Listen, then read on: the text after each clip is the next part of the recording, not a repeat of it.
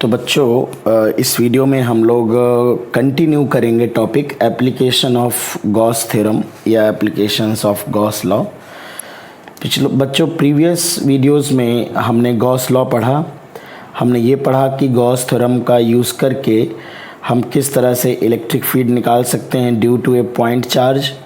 फिर हमने ये भी पढ़ा कि हम किस तरह से इलेक्ट्रिक फील्ड कैलकुलेट कर सकते हैं एक हॉलो शेल की या एक सॉलिड मेटालिक स्फीयर है उस जिसके सरफेस पे चार्ज होता है, फील्ड और पोटेंशियल। अब हम इलेक्ट्रिक फील्ड और पोटेंशियल एक uniformly charge non conducting solid sphere जो कि पूरे वॉल्यूम में जिसका चार्ज है उसकी वजह से इलेक्ट्रिक फील्ड और इलेक्ट्रिक पोटेंशियल कैलकुलेट करेंगे। ठीक है बच्चों, तो बेटा सबसे पहले अगर हम देखें कि इसके पूरे वॉल्यूम में हमारे चार्ज डिस्ट्रीब्यूटेड है, charge is distributed in the whole volume. ठीक है, पूरे वॉल्यूम में बच्चों डिस्ट्रीब्यूटेड है। बहुत ध्यान से आप समझिएगा इस लेक्चर को, बहुत ही इम्पॉर्टेंट लेक्चर होने वाला है ये। तो बेटा ये अगर हमारे पास एक सॉलिड स्फीयर है जिसकी रेडियस स्मॉल आर है, सॉरी कैपिटल आर है, और जो टोटल चार्ज है, टोटल चार्ज वो कैपिटल क्यू है। ठीक है, और जो रेडियस है बच्चों वो रेडियस हमारी कैपिटल आर है। तो अगर चार्ज पूरे में यूनिफॉर्म डिस्ट्रीब्यूशन है तो बच्चों यहाँ पर चार्ज की डेंसिटी हम डिफाइन करते हैं जिसे चार्ज पर यूनिट वॉल्यूम कहा जाता है। चार्ज पर यूनिट वॉल्यूम कहा जाता है। ठीक है, इसी को हम लोग वॉल्यूम चार्ज डेंसिटी भी कहते हैं। We can also call it volume charge density. और बच्चों अगर यूनिफॉर्म डिस्ट्रीब्यूशन है, अगर यूनिफॉर्म डिस्ट्रीब्यूशन है, अगर यूनिफॉर्म डिस्ट्रीब्यूशन है बच्चों, तो उसके लिए जो रो की वैल्यू होती है बच्चों वो कांस्टेंट होती है। ठीक है, अब रो कैसे डिफाइन होता है, बड़ी सिंपल बात है, चार्ज पर यूनिट वॉल्यूम, तो Q डिवाइडेड बाई V। तो जो charge per unit volume Q divide by V लिखेंगे तो यहाँ से लिख सकते हैं Q equal to rho into V। ठीक है ना, Q equal to rho V। तो अगर मैं बेटा यहाँ पे रो की वैल्यू लिखना चाहूँ तो रो की वैल्यू हम लिख सकते हैं Q अपॉन V। वॉल्यूम है 4/3 पाई आर क्यूब, इसका मतलब 3Q divided by 4 pi R cube. ठीक है, तो अगर हमें कहीं ज़रूरत पड़ेगी तो हम रो की वैल्यू ये पुट कर देंगे। अब बच्चों हमारा टारगेट है इस सॉलिड स्फीयर की इलेक्ट्रिक फील्ड हमें कैलकुलेट करनी है। सॉलिड स्फीयर के अंदर किसी पॉइंट पे कैलकुलेट करनी है और बाहर दोनों रीजन में कैलकुलेट करनी है। तो सबसे पहली बात बच्चों कि ये चूँकि स्फेरिकल चार्ज डिस्ट्रीब्यूशन है तो इसकी जो इलेक्ट्रिक फील्ड होती है वो बिल्कुल सिंपल स्फेरिकली रेडियल फील्ड होती है। तो इसमें बच्चों जो इलेक्ट्रिक फील्ड लाइंस होंगी वो स्फेरिकली रेडियल होंगी जिस तरह से पॉइंट चार्ज की फील्ड होती है। तो स्फेरिकली रेडियल फील्ड लाइंस होंगी, और मैं आपको प्रीवियस वीडियो में बहुत अच्छे से समझा चुका हूँ कि जब भी स्फेरिकली रेडियल फील्ड लाइंस होती हैं तो हमारा जो गॉसियन सरफेस हम मानते हैं वो हमेशा स्फेरिकल सरफेस मानते हैं बच्चों। हालांकि अगर आप एग्ज़ाम में बैठे हो, कंपटीशन में ऑब्जेक्टिव क्वेश्चन दे रहे हो, तो मैंने आपको डायरेक्टली निकालने का तरीका बता रखा है बच्चों। स्फेरिकल फील्ड के लिए 1/4 pi epsilon naught Q in divided by R square. But अगर फिर भी हम लोग बेसिक से करना चाहें पूरा शुरुआत से तो कर सकते हैं। सबसे पहले फर्स्ट रीज़न हम ले रहे हैं electric field inside. Electric field inside, अंदर कितनी होगी, इनसाइड मतलब जब सेंटर से जो डिस्टेंस है वो रेडियस से छोटी है बेटा। तो अगर मैं वापस डायग्राम बनाऊं तो ये हमारे पास एक सॉलिड स्फीयर है जिसके पूरे वॉल्यूम में चार्ज है, यूनिफॉर्मली डिस्ट्रीब्यूटेड है बच्चों। और मान लेते हैं ये सेंटर है, यहाँ से r डिस्टेंस पे इस पॉइंट पे इलेक्ट्रिक फील्ड कैलकुलेट करनी है। तो यहाँ से अगर मैं एक गॉसियन सरफेस बनाऊँगा, स्फेरिकल गॉसियन सरफेस, तो इसके किसी भी पॉइंट पे यहाँ पे जो DA वेक्टर होगा, आप देख सकते हैं जो DA वेक्टर होगा और जो इलेक्ट्रिक फील्ड वेक्टर है दोनों सेम डायरेक्शन में आएंगे, यानी बिल्कुल सिमिलर सिचुएशन होगी E और DA। तो इस पूरे ये जो इमेजिनरी सरफेस मैंने माना है स्मॉलर रेडियस का, इसके लिए बच्चों जब हम E.DA अप्लाई करेंगे तो ये Q in divide by epsilon not आएगा। इसको अगर हम सिंप्लीफाई करेंगे, मैं कई बार बता चुका हूँ, जस्ट आपको बार बार पूरा कैलकुलेशन इसलिए करके दिखाता हूँ कि अगर आपको बोर्ड में डिराइव करने के लिए आएगा तो आप सारे स्टेप लिखेंगे, वरना कंपटीशन में करने के लिए मैं आपको बता चुका हूँ कि स्फेरिकल फील्ड के लिए सिंगल फार्मूला है, चाहे फिर वो शेल हो, पॉइंट चार्ज हो या सॉलिड स्फीयर हो जो हम पढ़ रहे हैं, या इसके बाद हम नॉन यूनिफॉर्म डिस्ट्रीब्यूशन का स्फीयर भी पढ़ेंगे। सभी में आप सिंपल एक फार्मूला यूज़ कर सकते हो जो मैंने पढ़ाया है, 1/4 pi epsilon naught Q in divide by R square. यहाँ तक पहुँचने के लिए आपको ये 4 लाइनों का कैलकुलेशन सेट हमेशा करना पड़ेगा, सेम कैलकुलेशन। तो चलिए मैं फिर से एक बार कर लेता हूँ। तो ई इंटू डी ए की जो वैल्यू आएगी ये हो जाएगी E into D A into cos 0, और इसकी वैल्यू है Q in divide by epsilon naught.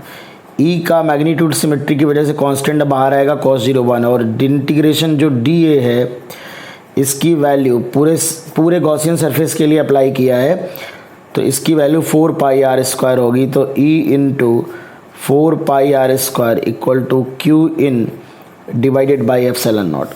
तो यहाँ से बच्चों जो इलेक्ट्रिक फील्ड का रिजल्ट आएगा अल्टीमेटली वही आ जाएगा जहाँ से हमें एग्ज़ाम में शुरुआत करनी है।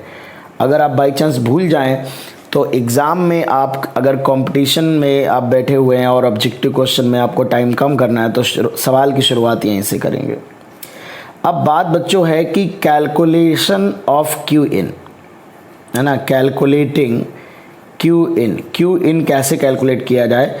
तो हमें ये हमारी गॉसियन सरफेस है, सिर्फ इसके अंदर का चार्ज चाहिए, और चूंकि बच्चों रो जो है वो कांस्टेंट है, तो यहाँ पर बच्चों जो क्यू इन आएगा ये simple charge per unit volume into volume, ठीक है। ये अंदर का वॉल्यूम लेंगे बच्चों, यहाँ पे ये वाला फॉर्मूला अप्लाई करेंगे तो रो इनटू वॉल्यूम हो जाएगा 4/3 पाई स्मॉल r क्यूब। इसके अंदर जो भी चार्ज है हमें वही रखना होता है गॉस लॉ में। तो क्यू इन की वैल्यू बच्चों हम यहाँ रख दे रहे हैं 1/4 pi epsilon naught, Q in है rho into 4 pi r cube divide by 3, और ये अपॉन में r स्क्वायर और है। तो यहाँ से बच्चों जो कैलकुलेशन होके इलेक्ट्रिक फील्ड का फॉर्मूला बनेगा, देखिए 4 पाई से 4 पाई कट जाएगा और r क्यूब से r स्क्वायर कट जाएगा, ऊपर r बचेगा, तो ऊपर रो बचेगा, r बचेगा, नीचे 3 एप्सिलॉन नॉट बचेगा। तो इलेक्ट्रिक फील्ड का एक सिंपल सा फॉर्मूला आ गया, रो r अपॉन 3 एप्सिलॉन नॉट। अब हम जानते हैं कि रो की वैल्यू है charge upon volume, Q upon 4/r cube by 3। तो आप अगर रो की वैल्यू पुट कर देंगे तो आप पाएंगे कि ये आ जाएगा 1/4 pi epsilon naught Q R divided by r cube. ये बस रो की वैल्यू बच्चों आप इसमें पुट करिए, आप देखेंगे कि आपको ये फॉर्मूला मिल जाएगा। तो this is also the formula, ठीक है। इस तरह से आप याद, या फिर आप के Q R 1/4 pi epsilon not को के मान लीजिए, के Q R upon r cube लिखेंगे, ठीक है ना। यानी कि ये जो रीज़न है स्मॉल r तक, इस रीज़न में जो हमारी इलेक्ट्रिक फील्ड है वो स्मॉल r के डायरेक्टली प्रोपोर्शनल है, ठीक है। मतलब बेटा अगर r की वैल्यू ज़्यादा होगी तो इलेक्ट्रिक फील्ड का स्ट्रेंथ भी ज़्यादा होगा। यहाँ पर बच्चों एक बहुत ही खास बात मैं आपको बताने वाला हूँ। पहली बात तो ये फॉर्मूला बेहद इंपॉर्टेंट है, दोनों टर्म में याद रहना चाहिए, रो r बाई 3 एप्सिलॉन नॉट। तो याद रखो, अगर गड़बड़ हो, ये नहीं याद हो रहा कोई बात नहीं, तो आप इसमें जब भी अगर मान लो बाई चांस याद नहीं हो रहा है तो आप रो की वैल्यू तो आप जानते ही होंगे कि क्यू के टर्म में आपको कैसे लिखना है, तो आप रख के डिराइव कर सकते हैं। तो यहाँ पे बच्चों आपको ये समझना है कि सेंटर पे इलेक्ट्रिक फील्ड 0 है। पहले तो बात तो सेंटर पे इलेक्ट्रिक फील्ड 0 है, और जैसे जैसे रेडियस बढ़ रही है अंदर स्फीयर के, इलेक्ट्रिक फील्ड का मैग्नीट्यूड बढ़ेगा। अब आप ध्यान से यहाँ पर थोड़ा देखिए कि जो फील्ड लाइंस हमने बनाई है रेडियल है, मतलब जैसे जैसे हम यहाँ पे देखेंगे तो लाइनें पास पास हैं, लाइन की डेंसिटी ज़्यादा है, और जैसे दूर जा रहे हैं तो लाइन की डेंसिटी जो है वो दूर जाने पे कम होती जा रही है। तो जो हम लोगों ने एक रूल पढ़ा था शुरुआत में कि जब लाइन की डेंसिटी ज़्यादा होती है फील्ड लाइंस की तो फील्ड का मैग्नीट्यूड ज़्यादा होता है। मैंने उसी वक्त बताया था कि ये कोई यूनिवर्सल रूल नहीं है, ये अक्सर फेल होता रहता है रूल। तो आप देखिए यहाँ पर ये रूल फेल हो रहा है। तो जब भी हम किसी डाइलेक्ट्रिक मटेरियल या किसी इंसुलेटिंग मटेरियल में, नॉन कंडक्टिंग मटेरियल के अंदर जब जब चार्ज का डिस्ट्रीब्यूशन करेंगे और इलेक्ट्रिक फील्ड निकालेंगे तो in most of the cases you will find that this density rule will generally fail, ठीक है, हमेशा अक्सर फेल हो जाता है। तो इसलिए ये यूनिवर्सल रूल नहीं, मैंने बताया था वैक्यूम में ही जब फील्ड लाइन्स आप ड्रॉ करते हो तभी वो सक्सेसफुली रिजल्ट्स बताता है। तो ये हम लोगों ने बच्चों अंदर की इलेक्ट्रिक फील्ड कैलकुलेट करी है कि अंदर कितनी फील्ड होगी, ठीक है। अब हम लोग देखते हैं कि सॉलिड स्फीयर के बाहर इलेक्ट्रिक फील्ड क्या होगी, फिर उसका ग्राफ देखेंगे और उसके एप्लीकेशंस पे कुछ डिस्कशन करते हैं, ठीक है। तो बच्चों हम देखते हैं कि आउटसाइड द स्फीयर फील्ड क्या है, इलेक्ट्रिक फील्ड आउटसाइड। तो अगर ये एक सॉलिड स्फीयर है उसके बाहर इस पॉइंट पे मुझे इलेक्ट्रिक फील्ड निकालनी है, तो हम लोग को पता है जिस पॉइंट पे फील्ड निकालनी है और तो हम वहाँ से पास होता हुआ एक गॉसियन सरफेस बनाएंगे which is definitely a spherical Gaussian surface. मैं दोबारा फील्ड लाइंस नहीं बना रहा हूँ। At every point you will find that E is perpendicular to D A. तो वंस अगेन जब आप ये अप्लाई करेंगे E dot D A equal to Q in divided by epsilon naught, तो आप सिंपल सी बात है वही 4 लाइनें लिखने के बाद आप ई पे पहुंच जाएंगे। It is 1/4 pi epsilon naught Q in divided by R square. तो देखिए बेटा इस गॉसियन सरफेस के जो अंदर चार्ज है वो ये पूरा चार्ज है, टोटल चार्ज Q, ठीक है। तो Q इन की वैल्यू टोटल Q आएगी, तो E की वैल्यू हो जाएगी 1/4 pi epsilon naught Q divided by R square. तो ये KQ divide by R square है। आप देख सकते हैं कि इलेक्ट्रिक फील्ड का फॉर्मूला वही है जो एक पॉइंट चार्ज का फॉर्मूला होता है बच्चों, ठीक है ना। यानी कि अगर मैं समराइज करूं एक मल्टी वैल्यूड फंक्शन के फॉर्म में लिखूं तो सॉलिड स्फीयर की electric field KQ divide by R cube into R या rho R divide by 3 epsilon naught, जब R से छोटा या बराबर लिख सकते हो, और KQ divide by R square होती है, पॉइंट चार्ज के बराबर होती है बाहर अगर इलेक्ट्रिक फील्ड है, अगर R बड़ा है R से, या इक्वल टू यहाँ पे भी लगा सकते हो क्योंकि दोनों एक कंटिन्यूस फंक्शन है R इक्वल टू R पे, तो ये रिजल्ट लिख सकते हो। तो ये फाइनली रिजल्ट्स हैं, ठीक है, फाइनल रिजल्ट्स हैं। ये अंदर की इलेक्ट्रिक फील्ड का फॉर्मूला है, ये बाहर की इलेक्ट्रिक फील्ड का फॉर्मूला है बेटा। तो अगर हम इसका ग्राफ बनाएं, इलेक्ट्रिक फील्ड की स्ट्रेंथ का R के साथ ग्राफ बनाएं, ठीक है, डायरेक्शन का ख्याल नहीं रख रहे हैं, सिर्फ मैग्नीट्यूड कैसे वेरी करता है सेंटर से जो डिस्टेंस है R के साथ। तो आप देख सकते हैं कि जब तक रेडियस नहीं आएगी तब तक ये स्ट्रेट लाइन ग्राफ रहता है, जब तक R के बराबर नहीं हो जाता, E directly proportional to R है। उसके बाद 1/r स्क्वायर के प्रोपोर्शनल है, तो कुछ हाइपरबोलिक बिहेवियर आपको दिखेगा। तो ये सरफेस तक आपकी फील्ड है, सरफेस पे KQ divide by R square आएगी। तो इस तरह का बच्चों सॉलिड स्फीयर की जो इलेक्ट्रिक फील्ड होती है वर्सेस रेडियस, कुछ इस तरह का ग्राफ बच्चों आपको देखने को मिलता है। तो ये डेरिवेशन इम्पॉर्टेंट है, बोर्ड एग्ज़ाम में आपके पूछा जा सकता है। और फॉर्मूला तो सबसे ज़्यादा इम्पॉर्टेंट है, फॉर्मूला और ग्राफ, दो चीज़ें तो आपको भूलनी नहीं है। प्रूविंग अगर भूल भी गए, अगर जेई में जो क्वेश्चन आएगा उसमें प्रूविंग का कोई खास यूज़ नहीं होगा। जहाँ पर प्रूविंग इम्पॉर्टेंट है मैथड इम्पॉर्टेंट होगा। ये सब बोर्ड के लिए हम लोग प्रूविंग कर रहे हैं ताकि अगर बोर्ड में बच्चों बोर्ड एग्ज़ाम में आए तो हम इसको कर सकें, ठीक है ना।